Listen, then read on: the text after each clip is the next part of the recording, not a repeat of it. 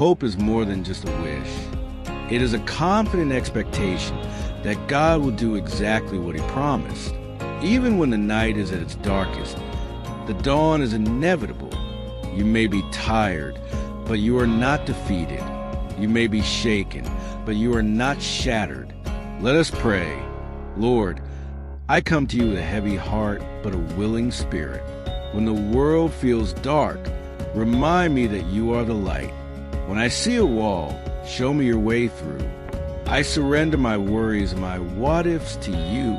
Replace my anxiety with your peace and my doubt with your divine hope. I choose to believe that my best days are still ahead because you are leading the way. Thank you for being my anchor in the storm. I am holding on to you because I know you are holding on to me. In the powerful name of Jesus, amen.